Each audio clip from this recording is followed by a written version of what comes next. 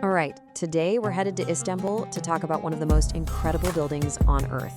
I'm talking, of course, about Hagia Sophia, the absolute crown jewel of the city. So, here's the big question we're diving into. How on earth did one single building end up being the heart of two massive, world-changing empires?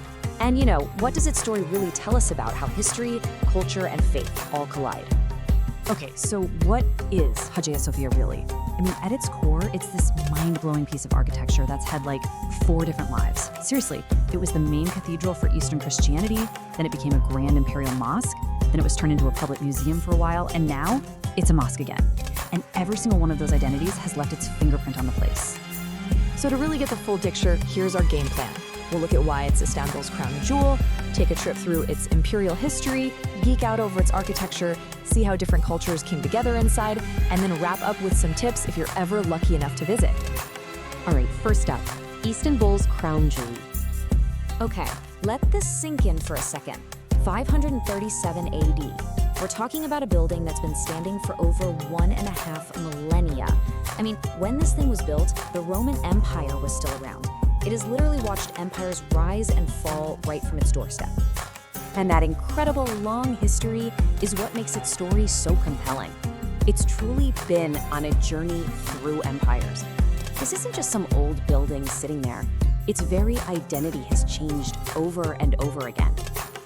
And get this, for almost 1,000 years, 1,000, this was the biggest cathedral on the planet. No contest. It was the absolute center of the Byzantine Empire, the heart of Orthodox Christianity. So let's walk through its 4 major transformations. It all starts in 537 with Emperor Justinian.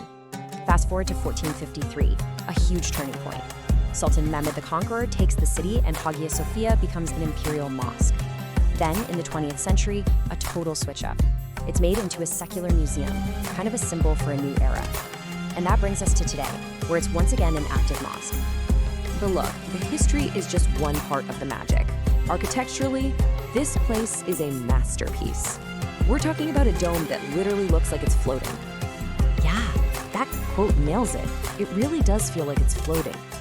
The way they did it was genius. They put a ring of windows right at the base of the dome. So light just pours in and creates this crazy illusion that this gigantic dome is just hovering on a cushion of light. It was a total game changer for architecture.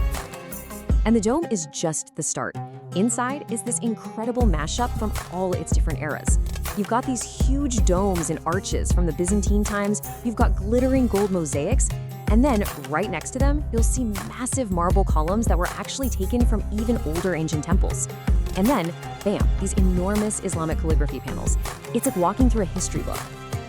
And this is what really gets to the heart of what Hagia Sophia is all about.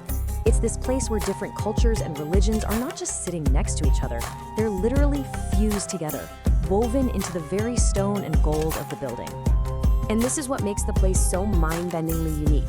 You look up and you see these ancient golden mosaics of Jesus and Mary from its Christian past. Then you turn your head and you're staring at these gigantic, beautiful calligraphy medallions with Islamic names and verses from its mosque era. It's this incredible visual conversation between two worlds, all in one room. You just don't see that anywhere else. So if you go, what are the must-sees? Obviously, the main hall is going to blow you away. But make sure you go up to the upper galleries. That's where you get the best view of those old mosaics. Oh, and you gotta find the wishing column. People swear it brings good luck if you stick your thumb in this little hole and make a wish. And of course, you can't possibly miss those giant calligraphy medallions. They're everywhere. Okay, let's switch gears and get practical. Say you're actually planning a trip. What do you need to know? Especially now that it's a working mosque again? First thing, timing. It is everything. If you hate crowds, and let's be honest, who doesn't, try to go on a weekday. Either get there super early, right as they open, or go later in the afternoon. Trust me, the midday rush is a lot. But here's the catch, especially if you're into photography. The absolute best light inside is between about 10 a.m. and 2 p.m. Yeah, it's more crowded then, but that's when the sunlight streams through those windows in the dome, and wow, it's just a spectacular sight. And this is super important. Remember, you're entering a sacred place of worship. So you've got to dress modestly. That means shoulders and knees covered for everyone. Ladies, you'll probably need to cover your hair. They usually have scarves you can borrow if you forget.